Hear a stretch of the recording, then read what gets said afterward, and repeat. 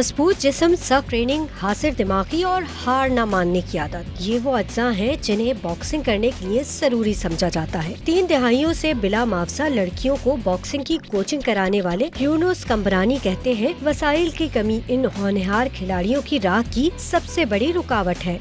अब हम ये चाहते हैं कि हमारे बच्चे यहाँ पे ट्रेनिंग करें और यहीं पे जो है वो खाएं पिएं रहें हॉस्टल में।